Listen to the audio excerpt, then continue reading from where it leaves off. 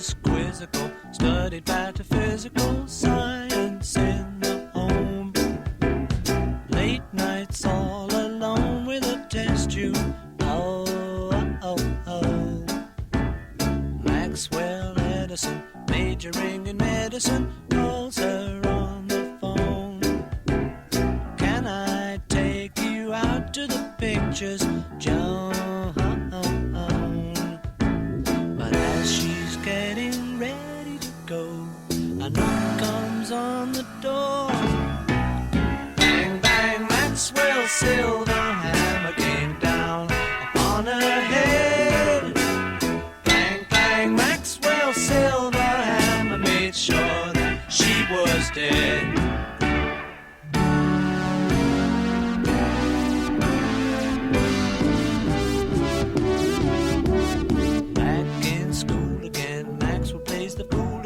Teacher gets annoyed, wishing to avoid an unpleasant scene.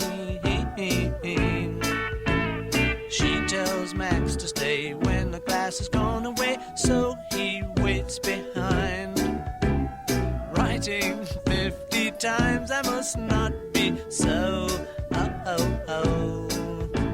But when she turns her back on the boy, he creeps up from behind. Bang, bang, Maxwell's silver hammer came down upon her head. Do-do-do-do-do. Bang, bang, Maxwell's silver hammer made sure that she was dead.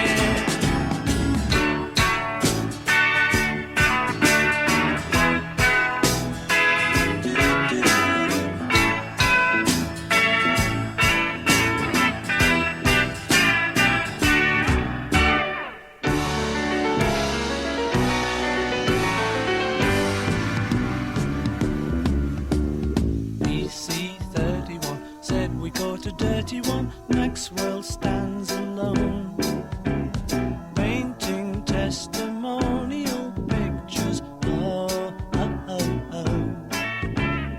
Rose and Valerie, screaming from the gallery, say he must go free. The judge does not agree, and he tells them so. Oh, oh, oh. But as the words are leaving his lips, a noise comes from behind. Bang, bang, Maxwell's silver hammer came down upon his head. Bang, bang, Maxwell's silver hammer made sure that he was dead. Whoa,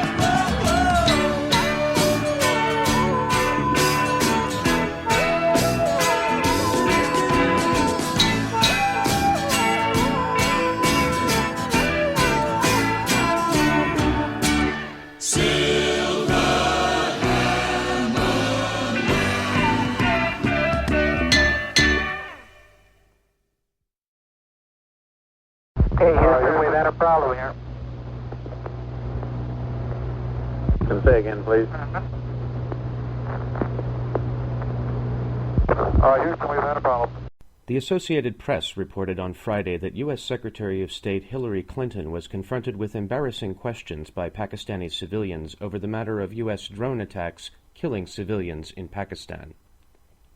Clinton's main response reportedly was simply, quote, "There's a war going on."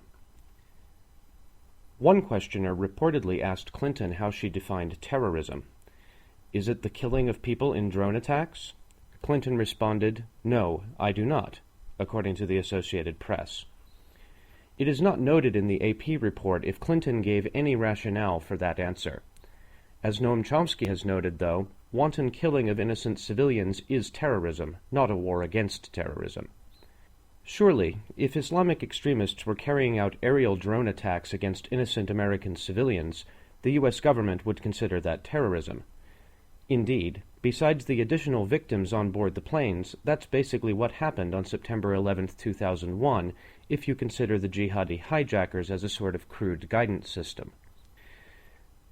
This suggests a possibly very precise definition of terrorism. That definition would be behaving like a government. An authentic war on terrorism would abolish government because it would have to systematically constrain people from acting like governments.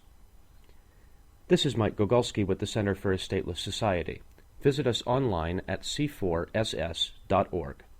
I want the people to know that they still have 2 out of 3 branches of the government working for them, and that ain't bad.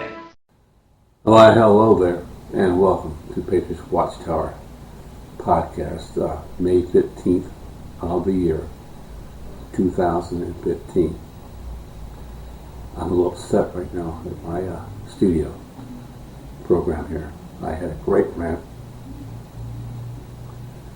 and now it's gone. Well, I'm just going to do it again. And I'm going to start again with my original basis here. I have what's going on here, a Patriots Watchtower, and I call it a movement. It's because it's not a party. I distinguished this before, I think, between the difference between a party and a movement. A party being some establishment organization that wishes to have a nominee to run for the president, to run political power, and a movement being one that wants to influence those who wish to rule to a party to have political power. And a friend of mine, Evan White, who actually helped me co-found this with Nancy Fablo, I hope I pronounced that right, started a political watchtower blog, patriotswatchtower.wix.com/blog. If you go on Spreaker.com, on my Spreaker.com site, you not only get my email, I hope that you also get my Patriots Watchtower blog. It's not been updated for quite some time. It's been a work in progress because it's been kind of an up and down situation with how it runs and how easy it's been to edit, which has not been very easy.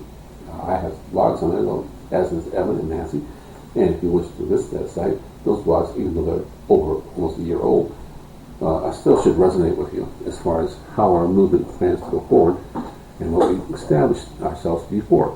Well, Evan decided that having a movement was nice, but he looked into the history and found a party called the Federalist Party, one that was founded a long time ago, at the very beginnings of our Constitution, as a matter of fact. Has one president who has actually run under that party, John Adams, and he has decided to reestablish that party. You know, I had nothing against that, but I was taken aback a little bit because I wasn't, we're trying to start a movement here, and now, we got a party. Well, I'm not going to jump right into the party. I'm not the kind of person. I have to do research. Pardon me. Research. So I've Googled a few things, and I'm going to share a few of those things with you. I've also done some more intense study anyway, and I've come to a conclusion, but I wanted to put this out here first before I came to that conclusion for you, so that you yourself can make your own conclusions about the Federalist Party. I'm going to quote Alexander Hamilton here as a named Federalist number 1. It has been frequently remarked that it seems to have been reserved to the people of this country by their conduct and example to decide the important question whether societies of men are really capable or not of establishing good government from reflection and choice, or whether they are forever destined to depend on their political constitutions on accident and force. If there be any truth in this remark, the crisis in which we have arrived may with propriety be regarded as the era in which that decisions is to be made, and a wrong election of the part we shall act may, in this view, deserve to be considered as the general misfortune of mankind. What this statement basically said is, this is all about elections and a well-informed public making a good decision. And his question whether or not even the good of the people know best. Now we go. I joined the Federalist Party very early in my life as a citizen in the New World. They didn't recruit me. The AAP, as it is, Federalist Party, was the only party that bothered to send me a message to try to solicit my membership. I joined the Federalists because I've always been a Federalist, and I might even so say to my former protagonist, Alexander Hamilton, that ironically, I was a Federalist even when I was a Tory. This gentleman here, I wish I had a name here. Don't have a name here. But anyway, this person here is in response to the above statement from Alexander Hamilton. Obviously, he was critical of Hamilton and therefore had his statement to make. Sorry, I was a lot more organized the first time. It sucks. I hate it, but I was more organized the first time and I have to do it over again. Okay, well, we're going to go right to the meat of the beef here. Get to the beef here. What does the Federalist Party stand for? And this is this gentleman who was a protagonist to Alexander Hamilton, whose statement obviously was anti-Federalist. Well, the answer cannot be that the Federalist Party only stands for itself. It is nothing more than a source of community for its members. Of right, a political party is more than a club. Now, I would definitely stop right there and tell you, absolutely. This is not about being a member of a club. As I said in my previous podcast, if you're a Republican and you vote right down the line, you're a club member. You don't have an opinion.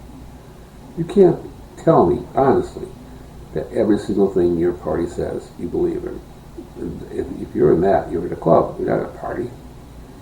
Even Democrats, the Democrats' biggest weakness might be the fact that they actually argue some of the party's points. They don't believe in everything the party says. It's a system, a political party that has opinions. And that's important here to note, I believe. I have seen Federalists marshal local voters to defeat Federalist candidates. Why? Well, their friends in other parties came first.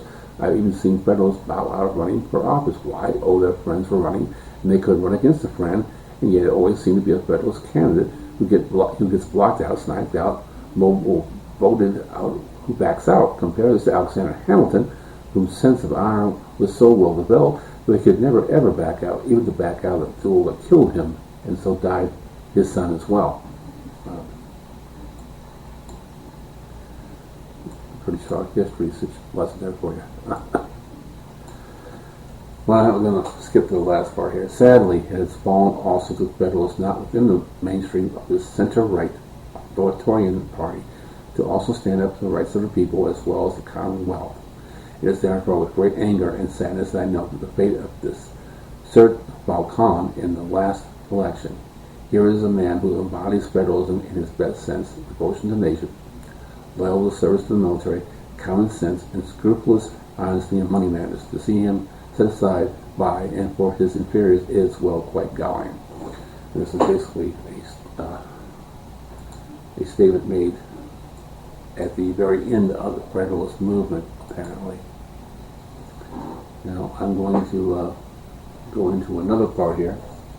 Another Google search, ask.com. Excuse me.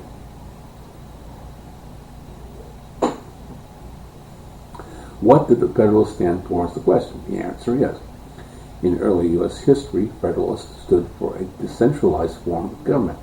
They wanted a national constitution to protect the independence and freedom created by the Revolutionary War. They viewed their most important role as defending the social advances the war achieved. The combination of state rights and federal powers in the United States is the result of federalism. Many of the signers of the U.S. Constitution favored splitting power between the national and state governments. The founders wanted a system of government that differed from the British, in which power is concentrated in the central government. The Federalists included well-known leaders at the time, like George Washington, Benjamin Franklin, were well-funded, well-organized, and they made effective use of media to get their message out.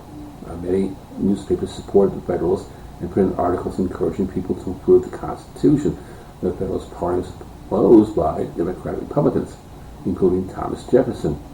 The group believed that a Bill of Rights should be part of the Constitution to prevent the rise of a dictator. Now, following the U.S. Civil War, the federal government greatly increased its influence and size to regulate business and industries that conduct commerce across state borders. The expansion also was intended to safeguard civil rights and provide social services. So the end of the Federalist Party, which was to help America in its commerce across the oceans as well as across state borders, ironically was basically looks like was killed when the government began to become more involved with corporations, big business, and